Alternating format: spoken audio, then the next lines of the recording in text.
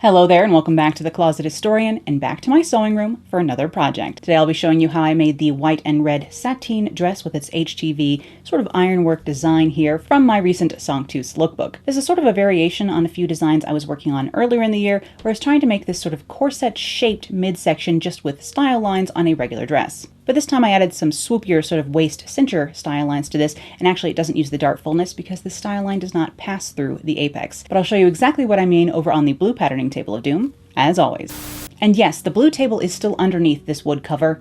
The whole story of the piece of wood that is stained navy blue, I will tell you, the stain from Home Depot is like dusty navy or something. It is blue, and none of this non-blue slander. It is blue. It's just the dustiest, grayest of blue. If they had a bluer stain, I would have bought it.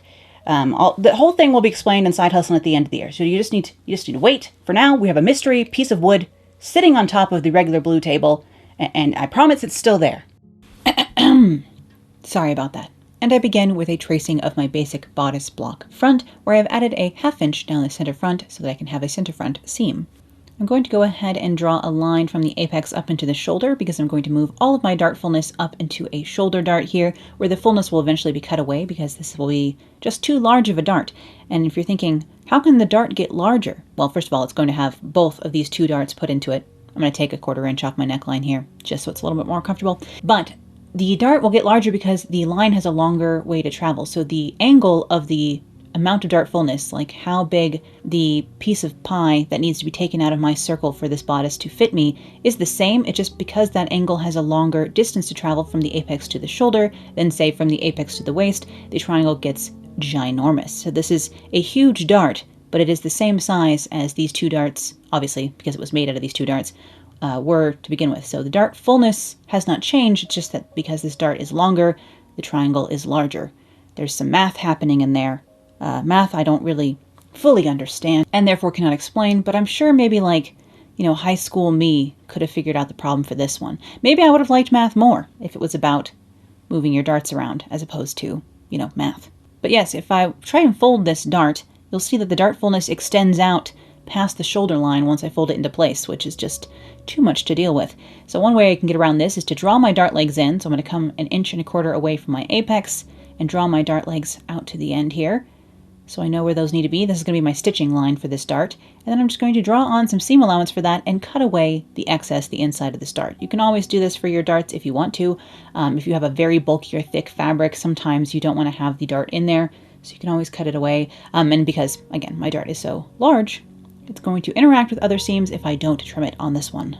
And I actually really try in my own sewing with my own block here, never to actually put it all into one like this, because the larger the dart is, once we get to this large of a dart, it's hard for them to be completely smooth once sewn, even if you're doing your best practice while sewing them. But at this point, because everything else is closed up and smooth from the apex down, I can go ahead and draw in the style line I want for my sort of wasp-waisted little corset-like effect here. And I'm actually going to extend the seam allowance along my center front to 1 inch, just because I decided that from above this point here in the center of my garment, I wanted to have the neckline kind of slashed open up to the tippy top. So I wanted a little bit more seam allowance along the center front to serve as sort of a facing for that. So I decided to have both pieces have a whole inch. I don't really know. I wasn't going to line this garment today, so an extra little bit of facing and structure down the center front I felt would be useful. Now, because I cut this piece apart and add this style line, I will of course need to add seam allowance before I can sew this back together. So let me go ahead and do that on the waist piece, and then of course on the top bodice piece here as well. Add in that 1/2 inch of seam allowance, like so. Tape down my floops, as is always necessary. I will go ahead and grab a spare piece of paper and trace a facing for this neckline here. I always make my facings 2.5 inches wide. So that's what I'll do here. I'm just laying this piece of paper on top of my actual pattern and tracing the neckline through that, and then making this 2.5 inches wide, yes. That'll match up at the shoulder with another facing for the back, and that's just how I'll finish the neckline for this piece today, because I will, again, not be lining this. And in fact, I didn't even serge my raw edges with this, because I'm very lazy, and I didn't want to have to change my serger thread to white for just one project, because goodness knows, it's already threaded with black, and I use black much more often than I use white, so I didn't want to have to change it for just one project, especially because sateen doesn't fray too badly even when you wash it, so I'm not actually very worried about this dress falling apart on me. But I have my front bodice, top and waist sections And I have my little facing, so I can set that aside. I'll keep the waist piece nearby so that I can use it as a reference for designing the back. Of course, I need to take a tracing of my bodice block back here, so I'll do that with all the relevant information, like so. I have that 1 inch of seam allowance down the center back where I will have my center back zipper today. And once again, I will end up actually moving the dart, but you can see the secondary way to do this, which is to draw my style line in first and then decide where I want the dart to be. Silly me. I'm going to throw this one up into the shoulder, and I want it to align with the dart on the front, so I will go ahead and move this buddy. Again, from the pivot point at the top of the dart, I'll just close the dart at the waist and move it up into the shoulder here. Similar to how I did the front, only of course the back dart is a lot smaller because the bust is on the front and the back has just the curvature of the back to deal with, much less of a problem. So I'll slash down to that pivot point and then up from the waist, close that dart. You can see that skews that style line a little bit, so I'll have to redraw that. I was getting ahead of myself drawing that style line in before I had moved this dart around. But for this dart, because it is not as gigantic as the one on the front, I will go ahead and just leave the dart as normal. Instead of cutting the fullness away, just fold that closed so I can have the right shape along the shoulder, and then I'll redraw in my swooping style line for the waist here. Again, this matches up with the front piece along the side seam, so I need to make sure it was the same length. But once I've added that style line in, again, I need to add my seam allowance. So I'll go ahead and do that at 800 times speed.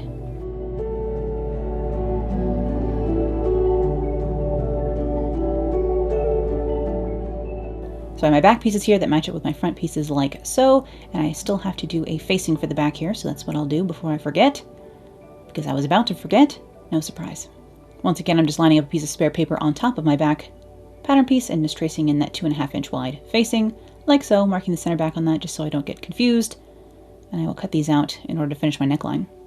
Now I will put similar shape waist yokes on for the skirt here, so I'm going to trace a copy of my pencil skirt front, my basic skirt block front, like so, and start drawing in the style lines I want for this as well. I will close up the darts on the yoke itself, but then leave tiny baby darts in the rest of the skirt. Just one way to deal with this. Of course, if you put the style line through the tips of the darts, you don't have to worry about this fullness. You can also just gather this fullness in or treat it in different ways. But for today, I'm just going to be leaving my darts where they are, even if they're now going to be tiny. I added an inch onto the length of this skirt as well, because I do like my skirts rather long. And I'm going to keep my 1 inch seam allowance down the front of this as well to match up with the bodice, and then also because I will have a slit in the front of this skirt as opposed to in the back, and so I want to have a little bit of extra seam allowance along that slit to kind of self-face the slit from the knee down basically. But I'll close up my darts in this yoke, then I can smooth this line off again as I add seam allowance to both pieces, because once again, every time you add a style line, you need to add seam allowance to that. And I could narrow this skirt in here. I think I did leave it just as is. But I was trying to decide where I wanted my slit to go to. I'll refine that later when I actually have the fabric ready to go. But again, yes, adding seam allowance up here, like so, to my front skirt yoke.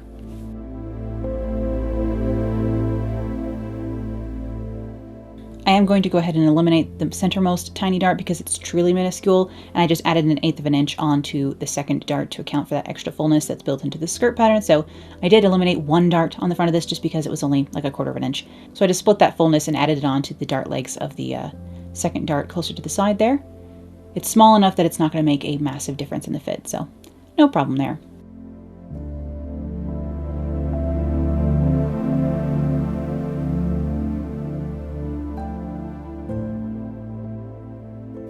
That's it for my skirt front, so let me trace a copy of my basic skirt block back here, my pencil skirt back, including the darts as well, although again I will be leaving these right where they are, and they're at least a tiny bit bigger here in the back, even with the yoke on, so actually big enough to bother sewing them, that is. But again, I'll draw my style line in here, matching it up along the side seam with the piece I drew in for the front, so that everything matches when I go to sew this together later. And I do still have my 1 inch of seam allowance down the center back here as well, because I will be putting in a center back zipper in this garment today. Although with the white and the red, the zipper, I chose white because obviously a red zipper would super show through the slightly transparent white sateen. But then of course there is this white line of the zipper running through the back red portion, which is not ideal. So, you know, I kind of had to choose the lesser of two evils there. Either having a red zipper show in the white sections or a white zipper show in the red sections. But once again, I need to add seam allowance to both of these pieces. I eliminated the darts in the waist yoke once again just by layering those closed. And then yes, again, I will be leaving these darts right where they are in the back skirt.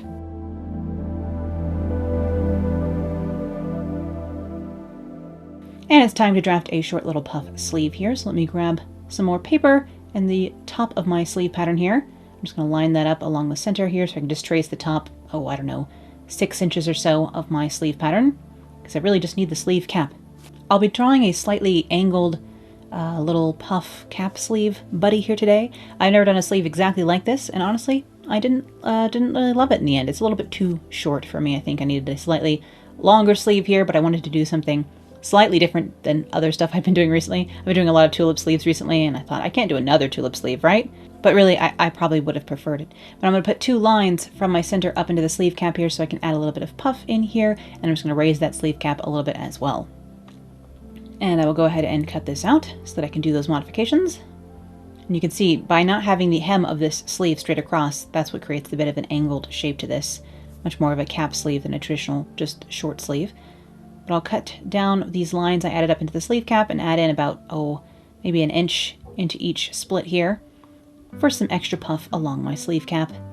Always makes setting in sleeves really easy to have a slightly puffed sleeve like this, because you don't have to worry about it fitting perfectly, because all ease is absorbed into the puff of the sleeve, which is kind of cheating, but no one needs to know that. And I'm just going to lower this a tiny bit because this became such a sharp angle in here. However, doing this, adding this little bit on does mean that the sleeve's a little bit tighter around the cuff of it, so do be careful if you do anything exactly like that. I'm going to grab my leftover white sateen here. The reason I made this dress, other than wanting to have something slightly summery as part of Sanctus, because by the time I was finished working on everything, it was no longer going to be a winter lookbook, seeing as I didn't even finish it in spring.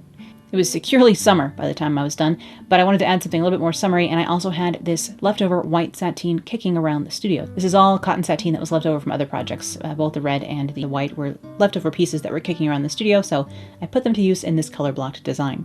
But I'll line everything up along the correct grain here of the pieces I have left and cut everything out of either the white or the red.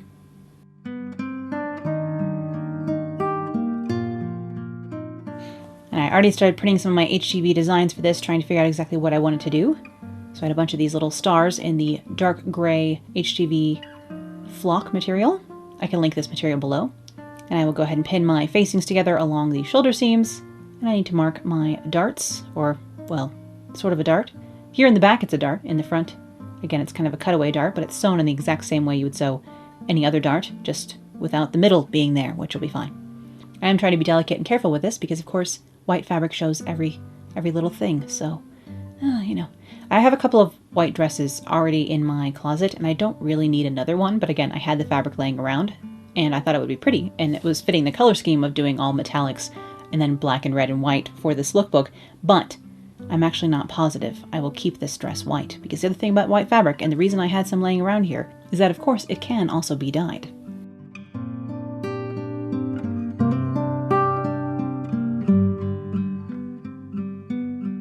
I will go ahead and punch the indications on my skirt darts here with my awl, and then I will transfer those onto my skirt pieces as well. Again, normally I would run everything through the serger here, all the raw edges, especially because this is going to be an unlined dress. But luckily cotton sateen doesn't fray too much because I decided not to do so today, just because I didn't want to have to rethread my serger. Over here on the machine I can start sewing some of my darts that I have pinned there, beginning with the shoulder darts here for the back pieces. Again, just starting at the large end of the dart, sewing off the tip, and then tying the threads shut, how I always sew my darts. And my machine came unthreaded here before I could start sewing the shoulder seams, the little tiny shoulder seams of my facings here, so I'll go ahead and do that next.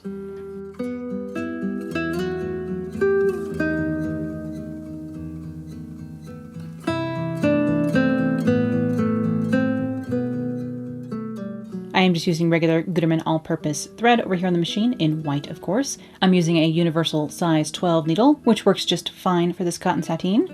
And then again, 12 stitches per inch, as is my usual sort of stitch length, sort of a medium to small stitch length that is my usual standard.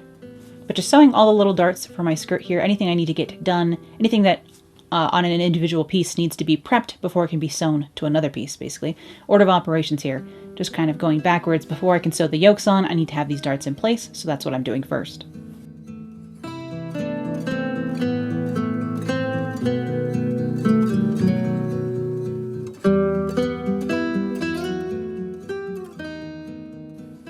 And I can start pressing everything over here on the ironing board. Just hanging these pieces off the edge so I can go ahead and iron my darts into place. Cut off this excess here because I decided I wanted my dart fullness to face the side. Usually it faces the center, but I don't know, today I decided to press it to the side. Why didn't I do that over in the pattern drafting stage? Clearly I didn't know I was going to make this choice until just now, so And here are my front pieces. You can see I haven't sewn the large darts in this yet. That's because I didn't know exactly what stage in the process I wanted to have all my HTV go on. I wanted to keep these front pieces flat for as long as possible so that I could get most of the HTV design on while it was as flat as possible. And then at the very end, once I could try the dress on, I kind of placed my last final stars where I liked the look of them most while wearing the dress. So I placed the main waist sort of sections of HTV on this before the bodice was sewn together fully, and then decided on final star placement at the end. But I will go ahead and stitch my waist yokes onto the bodice pieces for the back here. This is a cotton sateen from Joann's. It has a little bit of stretch in it, so it has no trouble pinning along these curves here. I will, of course, have to clip these eventually for everything to lie smooth once I press this open, but for now, they pin together quite easily. And you can see my HTV ironwork inspired design hanging out in the top left corner there. I again cut that out of gray heat transfer flock material, sort of a velvety finish material. And I wanted to create a dress that had no black going on, just because so many other things for Sanctus are black, if not all black. And I decided that if this dress was going to be white and red, I didn't want to add any black on. So I went with gray for the, dark gray for the vinyl. I know, such a departure from my usual black. But pinning my skirt yokes on as well here so that I can stitch everything over on the machine. Batch processing, as I always like to say, and as I always like to practice here, minimizing my trips from the ironing board to the sewing machine and back and forth, trying to do all I can in each station before I switch back to the other, basically.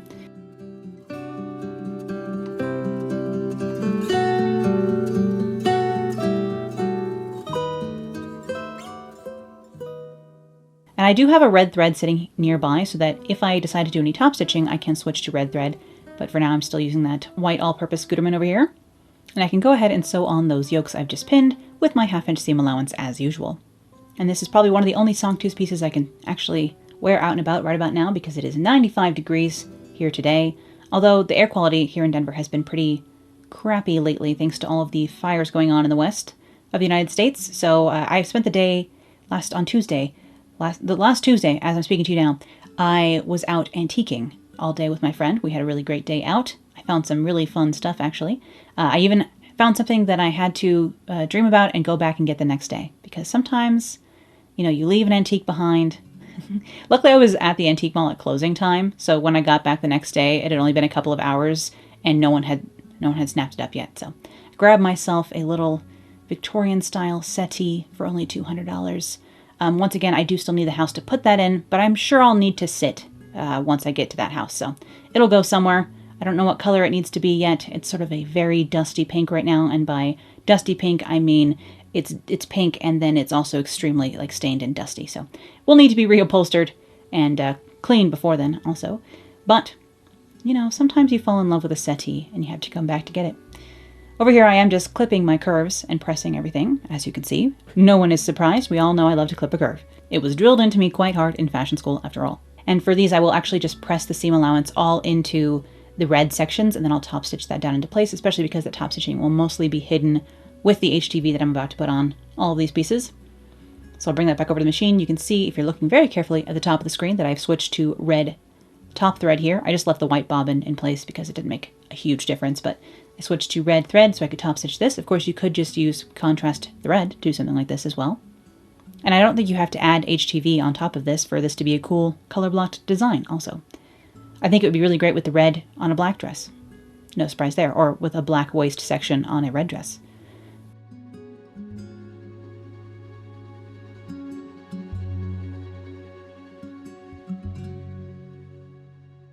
Again, as I've been trying to do for all of my HTV designs, I will go ahead and make these graphics available to all of you. They'll be available on via Pinterest in a link below, so if you'd like to use these on anything, feel free. They do take me quite a while to perfect, so I'd be happy if anyone else could make use of that work as well. And again, I have a few more of these stars that I want to dot on, but I will add a few now and then add a few at the very end when the dress is all together.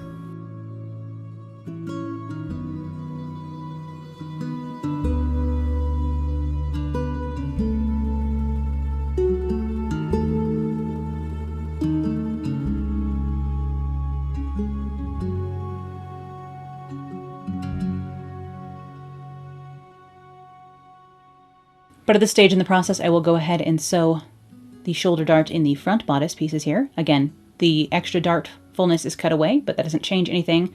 I sew the dart the same way as if it were still there. The only reason I have it cut away is just because it was going to make a mess of other things, so the process is virtually the same.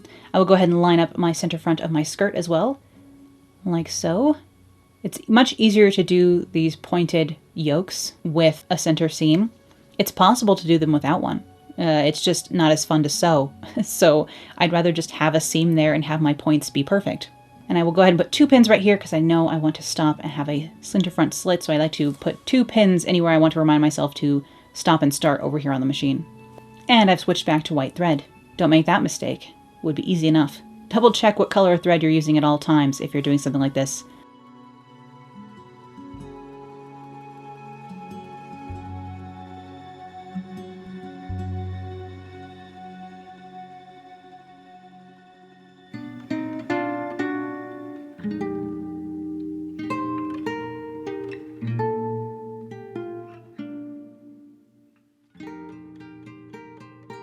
Some extra backstitching right where that slit will open up.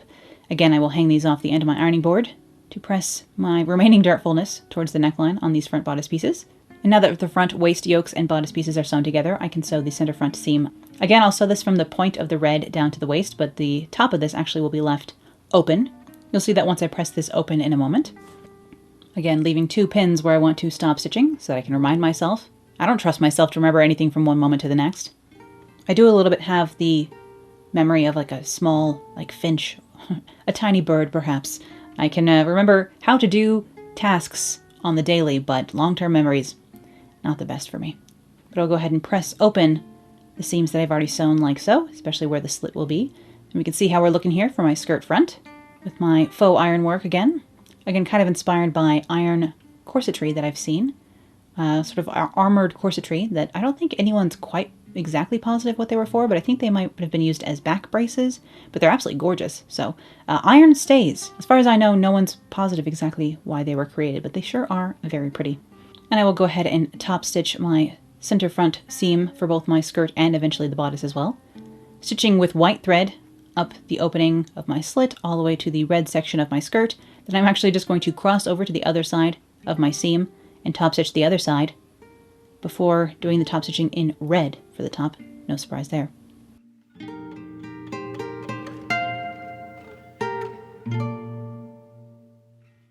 And I can sew the side seams of my skirt pieces here, so I'll just line those up. The red sections, the tiny little red sections at the top, and then the otherwise white side seam here along the side curve of my skirt pieces. And I can do both of those at once, giving things a press in between as I go along. Although this fabric actually, this white fabric doesn't hold a press very well. It's just a little bit too transparent. I wish it was a tiny bit more opaque, this fabric. Then I would love it. Again, press open that center front seam for my front bodice, and I can line up the side seams for the bodice as well. Again, matching up my red sections first, making sure everything still aligns. If I've done all my pattern drafting correctly, everything should line up, including the darts up here at the shoulder for the front and back. I'll just pin the side seams and shoulder seams both into place so I can sew those this round. And yes, for those waiting for a house shopping update, I've got the settee. I don't have the house yet. I did have to save up a little bit more. Tax season always does a number on me because it never goes exactly according to plan. But at least this year I did save up some extra. But I do have to make, quarterly payments as a self-employed person. So I had to kind of recover from tax season and finally finish Sanctus. And now that I have, a couple of projects in the can, as it were, here, I have a little bit more time to actually do all of the house hunting I need to do and decide on exactly where, like which state and which neighborhoods in those states I'm most interested in. Although it is a bummer how much it costs to fly just to see these places, because I need that money for like quote-unquote closing costs and stuff. So I have to be careful. It's all a very expensive business, and I'd rather just buy cheap Victorian settees at the antique mall. Buying a vase or some, dinnerware is so much easier than actually buying the house itself. But I am working on it. There are a couple I have saved on Zillow that I really like right now. But, without an inspection, who knows if they're actually dreamy or actually a nightmare? It's hard to say.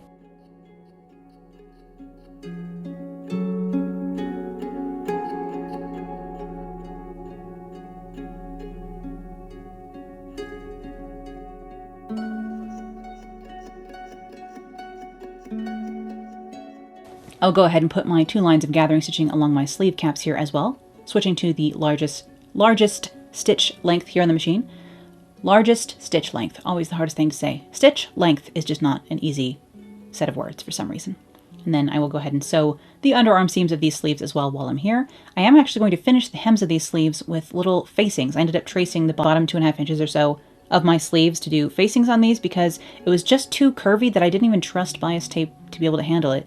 And I had to hem these somehow. It would be great if I had a lightweight white fabric in stock here to actually just line these sleeves and encase all of the raw edges of it all. But unsurprisingly, I don't have a ton of white fabric laying around my studio, so I ended up just going with self-facings for those. But otherwise, I will press open my shoulder seams and side seams here for both the bodice and then eventually the side seams for the skirt as well.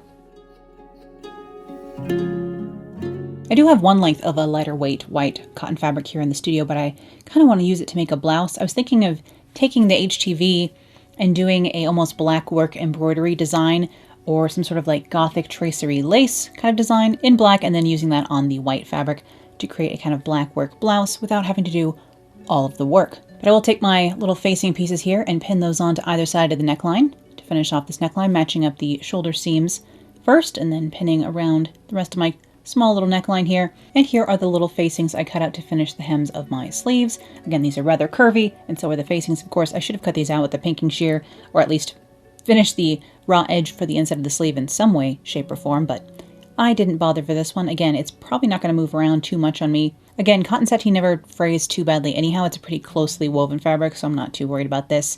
And I only wash something like this a couple of times a year because I, at this point, have a wardrobe large enough that I don't wear any one thing, more than a few times each year because I don't leave the house that often either at this point. Although I hope in the future to leave the house more often. In fact, I'd love to just schedule myself at least one day a week where I go on a field trip of some kind.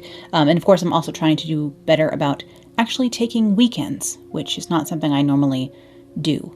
But once my little facings are sewn together, I can, of course, pin those right sides together around the hem edges of my sleeves, the cuffs of my sleeves, I guess. Pin those into place so I can stitch those on. Then I will need to clip the curves and understitch these as well to help them stay in place. Tack them up inside, perhaps along the seam allowance that's on the underarm seam. And I will clip the curves of my neckline and do that same sort of finishing over here. Again, I'll give this like a cursory press and then do understitching and really press them into place. Fold everything down nice and clean up here at the neckline.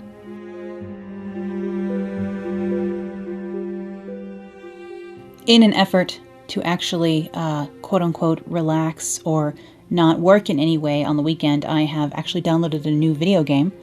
Some of you may have heard me talk about Cyberpunk 2077. It's the only real video game I've ever kind of played other than The Sims.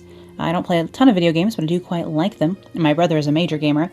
But I recently downloaded a new game for myself, Red Dead Redemption 2, which the landscapes in it are very pretty. I haven't gotten very far at all because it's hard to get around or like get from quest to quest without riding your horse for a very long time. My horse's name is Chip because his coat looks a little bit like it's been sprinkled with chocolate chips. So me and my horse Chip are doing our best trying to learn how to play Red Dead Redemption. The other night I got killed by a bear, then I got killed by wolves, and then I got killed by men, all before I made it back to camp. So honestly, I wasn't doing too well there. I still have to learn all the controls. I'm really bad at hand-to-hand in this game. So if any of you have some sweet Red Dead Redemption tips for me, leave those in the comments. But yes, with my understitching in place, I can iron this all cleanly and fold everything finished up here at the neckline, including the center front seam allowance here. Just folding that in on itself a 1/2 inch. There's nicer ways to do this up here, but really, again, as always, who knows what past me was up to. I hardly remember when in the timeline of making everything this was. It's all become a bit like a hazy fever dream at this point.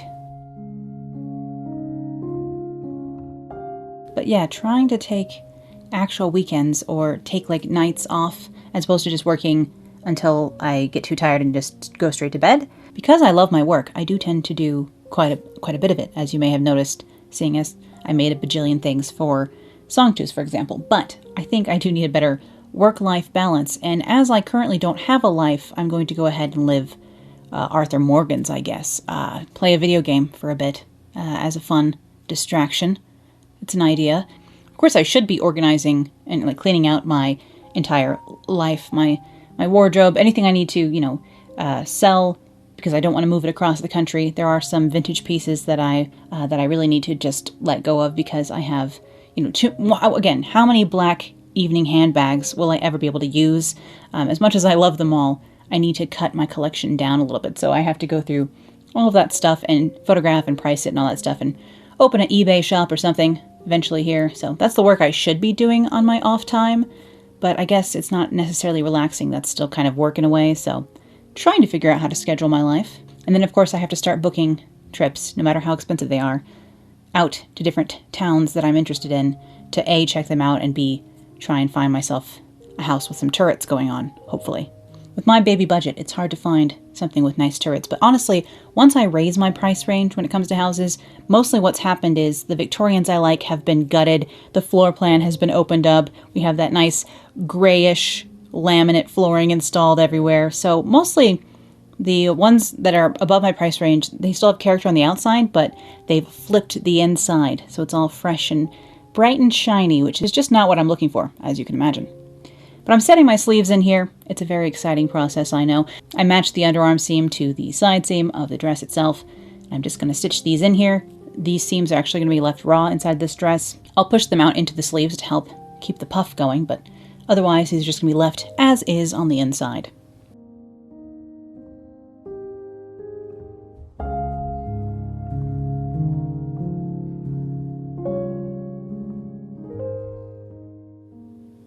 I have had several people suggest that I should just move to Europe or to the UK instead, and I wish that were possible, believe me. Part of the problem is the budget doesn't stretch that far. Secondly, I wouldn't want to put my cats in weeks of quarantine because they're actually quite skittish and scaredy cats, and they have a lot of stranger danger already. So I feel like being separated from them for weeks at a time, I don't know how I would do that. So I don't think I can't afford to move to the UK at this point. I would love to, but I think I have to wait quite a while, both to save up for that, and also I just don't know how you do a move that big with pets. As much as I would love to live in Europe, I don't think my cats would enjoy the process much. I don't think they're going to enjoy moving to New York or Massachusetts or wherever I find a house either, so we'll see how that goes, and then I'll know if it's even possible to ever move abroad with these bibbos. Much easier to move and then get pets in the place you move to. But alas, we got cats here in the house, and they fell in love with me, because I am a cat lady, that's for sure. But here I am pinning the finished bodice with its sleeves all set and ready to go to the waistline of the skirt, so I can stitch these together. Nearing the end of my dress, we've gotten to the really repetitive bits where you've seen me make one dress, you've seen me make, 100 probably at this point. So I have begun to just ramble about other bits now. Sorry about that.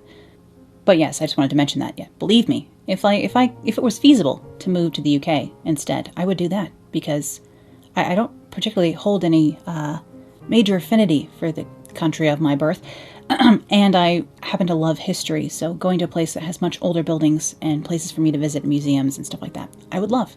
But for now, it's just not in the cards.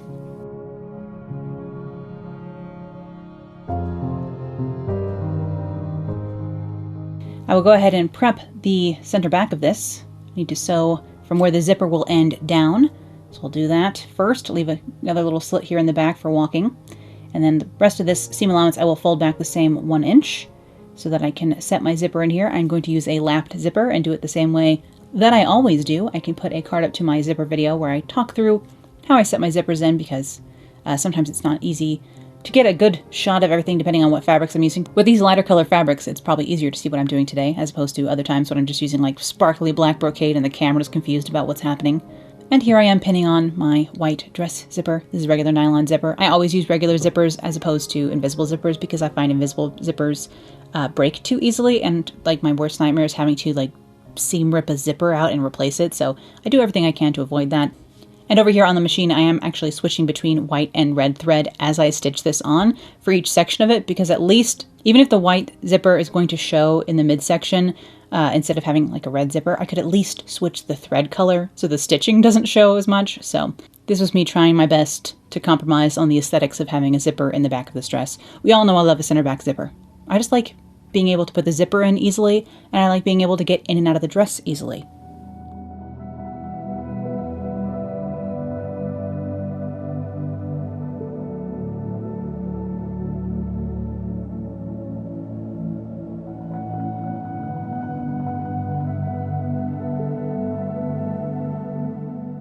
And I will overlap the other side, pin that into place. Make sure all my color blocked sections are matching up how I'd like. Of course, that is really mostly done in the pattern drafting stage, unless things have gotten really out of whack since then.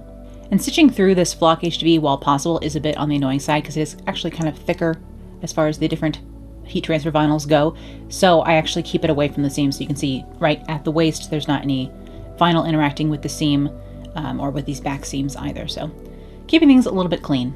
And once my zipper is in place and everything is tacked down, I had to tack down some stuff with the facing on the inside by hand. I sewed a hook and eye at the top of the zipper in the back and then also in the center front neckline as well to hold that closed. My last step for this dress was to go ahead and hem it, and once again I didn't have the white thread in the serger, so I just cut the hem edge with pinking shears and folded it up an inch, and then went ahead and stitched this hem into place by hand to finish.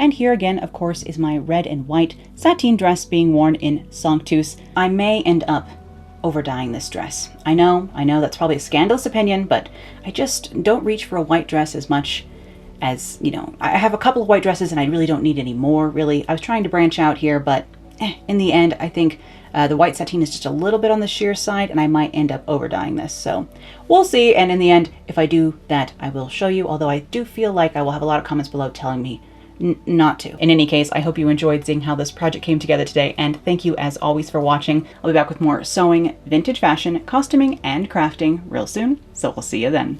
Bye!